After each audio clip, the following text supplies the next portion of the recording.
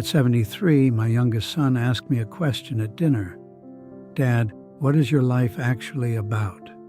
Not my career, my life. I didn't have an answer. I sat there and realized I'd been organizing myself around my professional output for so long that I had lost a clear picture of what I was building outside of it. That silence is the reason I'm making this video. The question I should have been asking myself every year from 50 onward is this: am I building a life or just a career? They are not the same thing. A career is built through professional output, through achievement, through advancement, through the accumulation of credentials and recognition. A life is built through entirely different means. And the mistake I see most consistently in people my son's age is that they are building one while assuming the other will follow on its own. It does not. At 92, my career is history, not forgotten history. I am glad for it, and it provided a great deal. But it is history now, as complete and closed as a book. The clients I served are gone or retired. The achievements are footnotes. The industry I spent 40 years in has changed beyond recognition.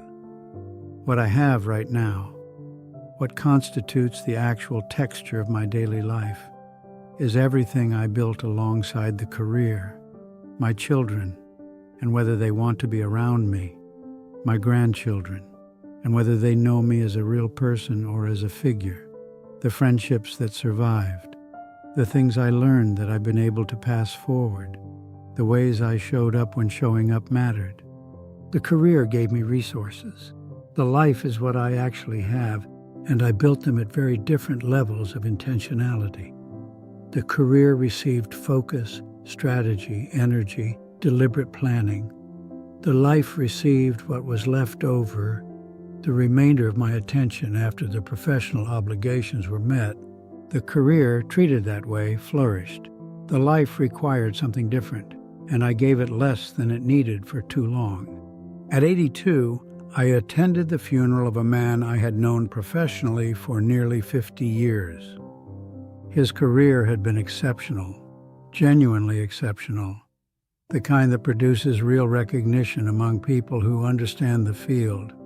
The funeral was well attended by former colleagues and professional contacts. The eulogies were impressive and strangely cold. His family was small and visibly strained. The personal stories were thin. The warmth in the room came from professional respect, not from love. The man had been admired. He had not, it seemed, been deeply known. On the drive home, I thought, this man built a career with everything he had, and he assumed the life would follow. It didn't follow. The life was not a byproduct of professional success. It was a separate construction that required separate investment, and he had not made that investment in the same way. You can build a career that draws a full house to your funeral and still have a room full of people whose connection to you is primarily professional. That is a particular kind of loneliness. The life requires its own construction. After my son's question at dinner, I began asking it of myself regularly, not as a crisis or a reckoning. It was simply a question I started bringing to my own decisions. Is this building my life or just my career? The question reorganized everything. I began measuring choices differently. Not just, what does this do for my work, but what does this do for the actual shape of my life? What does staying late tonight cost, and what does it produce? What does this commitment give me that I value, and what does it take from me that I value more? I said no to things I had previously said yes to by default. I said yes to things I had previously declined without thinking. The changes were not dramatic. I did not quit my job or relocate or reinvent myself. But the cumulative effect over the years that followed was a life that felt significantly more deliberate, more mine. The right question asked consistently becomes a compass. It runs underneath your decisions and slowly turns them in a different direction. Ask it early enough and the turning is gradual and gentle. I asked it at 73. It still had time to turn things. At 92, I can tell you with some precision what a life requires that a career does not. It requires relationships maintained with consistent attention.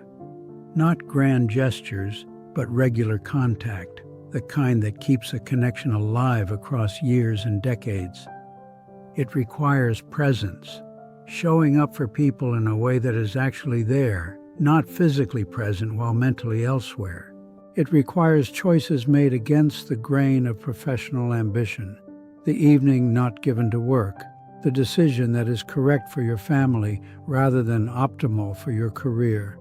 It requires time spent in ways that will be meaningful in retrospect rather than impressive in the moment. And it requires honesty about what you actually value, not what you are supposed to value at your level and in your field. What you actually value, which is often quieter and simpler than the professional self presents. None of this is mysterious. None of it requires unusual wisdom or discipline. It requires someone to ask the question that makes all of it obvious. Am I building a life or just a career? If my son asked me today what my life is actually about, I have an answer, a real one. Not the resume version, not the professional summary.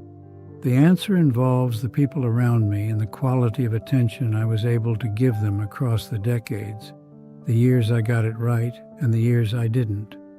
It involves the things I learned and managed to pass forward, the ways I showed up when showing up was hard, and the ways I failed to show up when it would have been easy if I'd only chosen it. The answer is not impressive in the way a career summary is impressive. It is not a list of achievements or recognitions. It is a description of a life that was, in the main, actually mine, pointed at what I actually valued, spent on what I actually cared about, given to the people who actually mattered. I built that deliberately, not from the beginning, from 73 when my son asked me a question at dinner and I didn't have an answer. But I built it, and the building was the result of one question, asked consistently and honestly for the 20 years that followed. Ask yourself the question, not once, regularly, once a year at minimum. Bring it to your actual decisions, not just your values in the abstract. Let it sit under the choice you're about to make and ask honestly which one the choice is serving. The career matters. I am not telling you otherwise. But it will end. Every career does. And what remains after it ends is what you built alongside it. My son asked me at 73 what my life was about, and I didn't have an answer. I am asking you now, while you still have the time to build one, what is your life actually about?